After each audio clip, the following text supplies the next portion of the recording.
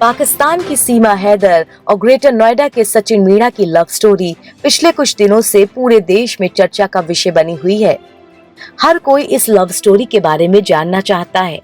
सीमा हैदर के पाकिस्तान से भारत आने की असल कहानी जानना चाहता है। तो वहीं राज्य और केंद्र की खुफिया एजेंसियां दोनों की लव स्टोरी की इनसाइड स्टोरी को खंगालने में लगी हुई हैं। यूपी एटीएस सीमा हैदर और सचिन मीणा समेत परिवार वालों से पूछताछ कर रही है, जिसमें कई खुलासे हुए हैं, जिसने ये सोचने पर मजबूर कर दिया है कि कहीं सीमा हैदर आतंकी संगठन आईएसआई से जुड़ी हुई तो नहीं है। यूपी एटीएस की फिलहाल पूछताछ जारी है। यूपी एटीएस द्वारा अभी तक की पूछताछ में सीमा ने इनकार किया है कि उसका किसी भी तरह से पाकिस्तानी आर्मी में मौजूद उसके भाई और सूबेदार अपने चाचा के साथ कोई संपर्क है। कैसे हुई सीमा और सचिन की मुलाकात? जानकारी के अनुसार पाकिस्तान की सीमा हैदर पबजी खेलते खेलते सचिन को अपना दिल दे बैठी। दरअसल हुआ यूं कि सीमा और सचिन की बातचीत 2019 के कोरोना काल के दौरान हुई थी। दोनों की बातचीत ऑनलाइन पबजी खेलने के दौरान हुई और वो घंटों एक दूसरे से बात करने लगे। इस दौरान करीब 4 महीने बीतने के बाद दोनों ने एक दूसरे का फोन नंबर एक्सचेंज किया और ऑडियो वीडियो कॉल पर बातचीत करने लगे। कुछ वक्त के बाद जनवरी 2021 में दोनों ने अपने प्यार का इजहार किया। फिर दोनों ने साथ रहने का फैसला किया तो सीमा पाकिस्तान से दुबई आई और वहां से नेपाल पहुंची। उसके साथ 4 बच्चे भी थे। सीमा ने भी नेपाल की बस पकड़ ली। दोनों ने वहां पर शादी की। उसके बाद वो दोनों ग्रेटर नोएडा आ गए। बता दें कि सीमा ने अपने 4 बच्चों के साथ भारत में अवैध रूप से प्रवेश किया था, इसीलिए वो यूपी पुलिस की रडार पर आ गई।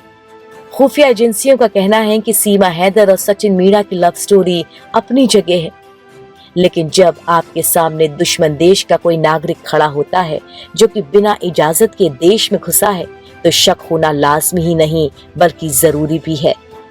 सीमा हैदर कहीं माता हारी तो नहीं? यूपी एटीएस की टीम सीमा हैदर और सचिन से हर एंगल को ध्यान में रखते हुए पूछताछ कर रही है। सीमा पाकिस्तान से न सिर्फ अकेले बल्कि अपने 4 बच्चों को भी साथ लाई है, इसीलिए ये मामला और भी ज्यादा गंभीर होता चला जा रहा है। एजेंसी के सूत्रों का कहना है कि कहीं पाकिस्तान की सीमा हैदर माताहारी तो नहीं।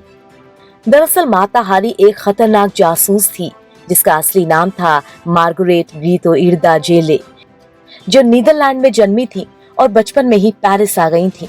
वो एक शानदार डांसर भी थी। सेना के बड़े अधिकारी उनके कायल हुआ करते थे, लेकिन जब राज खुला तो मालूम चला कि माताहारी एक जासूस है। कोई छोटी मोटी नहीं बल्कि बेहद खतरनाक जासूस, इंटेलिजेंस नेटवर्क में घुसने वाली अदाकारा। फ्रांस ने प्रथम विश्व युद्ध में उसके बलबूते जर्मन आर्मी के कई राज हासिल कर लिए थे। यह भी कहा जाता है कि उसने जर्मनी को भी कुछ जानकारी दी थी। नतीजा, फ्रांस में माताहारी को गोलियों से छलनी कर दिया गया। ठीक उसी तरह खुफिया एजेंसियों को सीमा हैदर पे शक है कि कहीं वो माताहारी जैसी खतरनाक जासूस तो नहीं।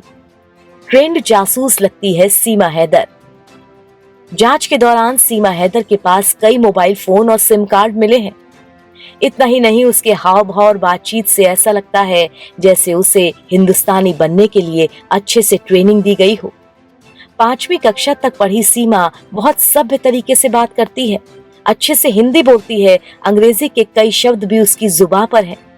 दूसरे देश में मोहब्बत की समझ है और भारतीय परिधान यानी कि साड़ी जिस तरीके से बांधी जाती है, ये सब संदेह पैदा करता है। सब कुछ ऐसा दिखता है जैसे वो भारतीय ही है। सीमा हैदर के लिए सवालों की है लंबी सूची। एटीएस से मंगलवार को सीमा के सामने सवालों की एक लंबी सूची रखी थी। कुछ अहम सवालों में सीमा के सभी सोशल मीडिया अकाउंट्स की जानकारी, सचिन के अलावा कितने दूसरे भारतीय लोगों से उसने संपर्क किया, पाकिस्तान स्थित मकान बेचने की कहानी क्या है और शहजाद से काठमांडू का सफर आसान बनाने में किसने मदद की। ये सारे सवाल सीमा से पूछताछ में शामिल हैं। सीमा और उसके 4 बच्चों के पास पासपोर्ट है। उन पर यूएई और काठमांडू इमिग्रेशन अथॉरिटी की मोहर लगी है। अगर सीमा 5वीं पास है तो वह अच्छी अंग्रेजी कैसे बोल लेती है? जांच एजेंसियों के सवालों का सटीक जवाब ये बात भी शक पैदा करता है।